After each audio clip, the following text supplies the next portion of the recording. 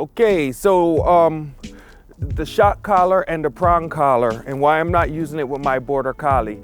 Very simple. First of all, I have to say, shock collar is a very ignorant term. You know, it's an electronic training collar. The purpose of it is to train the dog. It's not to shock or abuse the dog in any way. I do use electronic training collars. I do use pronged training collars. I'm just not using them with this dog for various reasons. A lot of the times when people call it shock collars, what they think is that you're just shocking the dog into behaving the way that you want them to behave. Most people who call the tool a shock collar has never used the tool or has never had training with the tool, right? So they just imagine that what it would be is that you just put the tool on and you turn it to the highest level and you just punish the dog with the tool in order to get them to behave. But that's not the case. As an electronic training collar, what we're actually doing is we're using low-level stems, kind of like what you would feel if you ever, look out for the ice. Low-level stems, like what you would feel if you ever used a TENS unit. You know, it's kind of like that.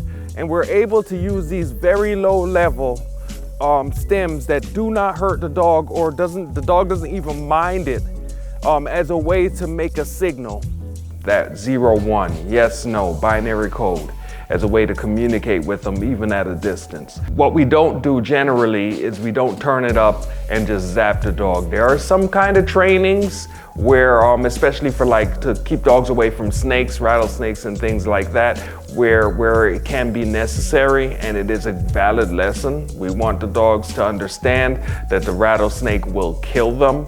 So if we allow them to see a rattlesnake and then use a high-level stem, you know, where they're really disturbed by it, that might actually save their lives. Of course, here in Boston, Massachusetts, I don't know any trainer around here who's doing that kind of training, right, with the dog. But just about everything else, you don't need to do that, right? Why don't I use it with my dog, and why do I recommend it to my clients? I do recommend these tools to clients all the time. When a client comes to me, they come to me with a dog that is really difficult for them to handle, and they also don't have the time or the education that I have with dog training, the abilities that I have that I've honed over, 15 years. These tools are intended to make your job easier. They're intended to make the job go faster. And for my clients, that's what they need. You can't walk down the hallway of your 7-story building with your medium-sized dog that's pulling, lunging, and barking at people, getting in the elevator with a dog that's lunging at other dogs and things like that. And they need that to stop pretty quickly, And with the skill to be able to use them, that's another thing about these tools, is that they're not hard to teach to people, and they're not hard for people to build up skill on. With these training tools and a little bit of knowledge about how to use them and a little bit of practice, a person can really change their lives really fast and get themselves out of dangerous situations, train their dog to be able to deal with things that were dangerous for them really quickly.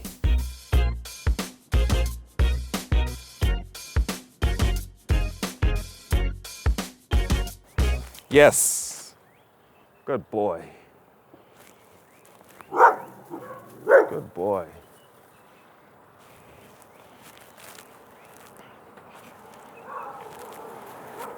So, with my personal dog, I am not going to use a prong training collar or electronic training collar, at least at this stage of development. Let's go. Let's go. Good dog. Yes. Good boy. So I'm not going to use electronic or a prong training collar at this stage of development with this dog for various reasons. One is that he's very well socialized. He understands the world pretty well for an 8-month-old puppy. At this stage, we're still working on are basics. One of the things that I always work on is making sure that that I continue to practice the most basic parts of training, because those are the things that have the biggest influence. Hey, let's go, buddy. Those are the things that have the biggest influence, and basic training is advanced training. In time, I might use a prong training collar or electronic training or some other training tool with them, but at this stage, I don't think it's really that necessary. The way I think of the prong training collar, just a lot like the electronic training collar, is that it is a really good tool to clarify really intricate or more difficult ideas, right? That's the way I kind of think of it. The tools, like for leash reactivity and things like that, you don't necessarily need to use a prong training collar. There are many tools that are actually better for dealing with those kind of problems than the prong training collar. But for like competition obedience and things like that, where it's really important that you hit your exact mark and that your dog is really sharp, the prong training collar can make that kind of sharpness.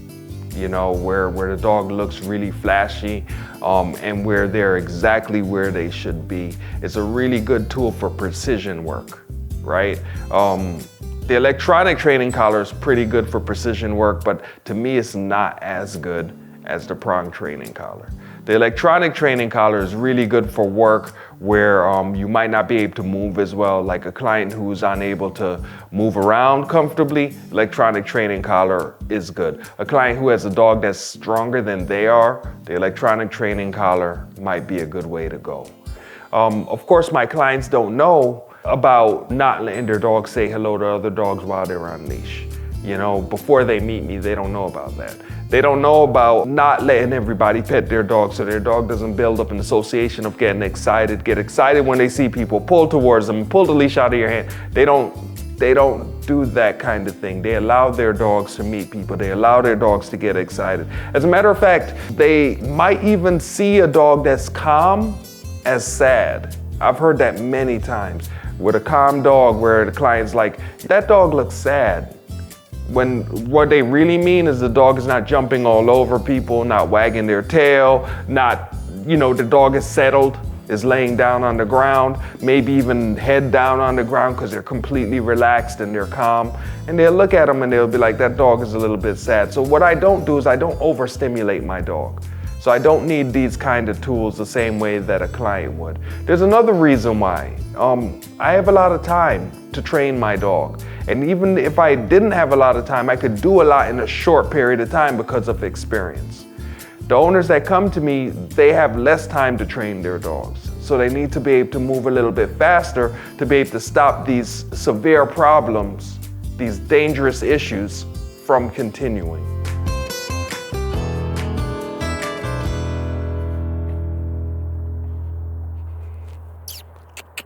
Good.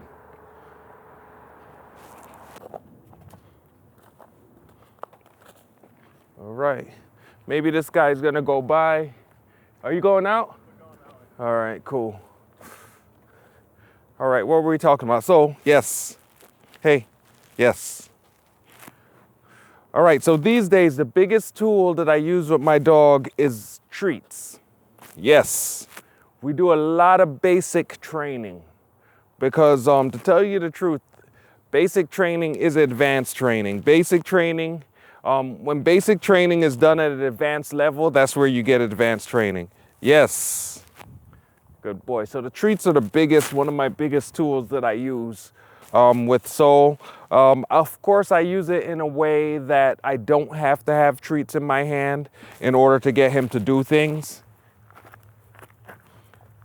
I should have took that off before I did that. Let's try that again. All right, so I don't have to have it in my hand necessarily in order to get him to do what I'd like him to do. Rewind.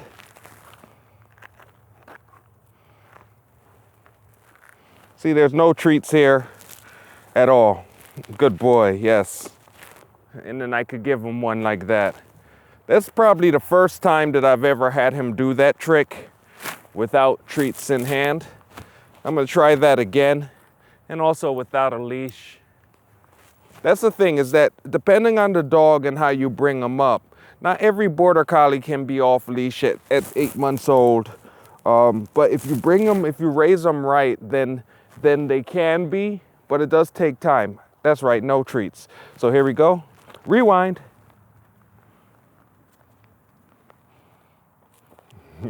That was a little sloppy. All right, so basically, there's some precision work. I will need an e-collar if I need to. You know, if I'm really patient, maybe I won't. But if I want to get things really tight, the e-collar, I might be able to use that.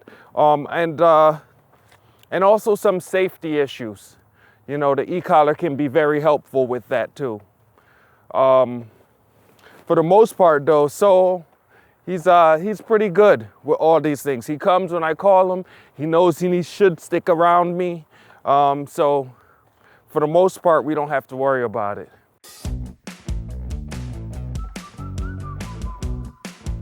The main thing that we have to keep in mind is that any tool can be used in a way that is abusive to a dog. Abuse comes from frustration, from anger. If we train with these tools the correct way, then we'll never get angry, we'll never get frustrated, and we'll never abuse a dog. For me, people who avoid these tools, a lot of the times, they're the ones who are quicker to be able to get angry. We have to teach people how to get their dog to stop doing things easily, so that way they don't become frustrated. And from that frustration become angry, and from that anger, you know, just lash out. You do not need a prong training collar in order to teach your dog to please stop. You do not need an electronic training collar in order to teach your dog to please stop. But they can be helpful.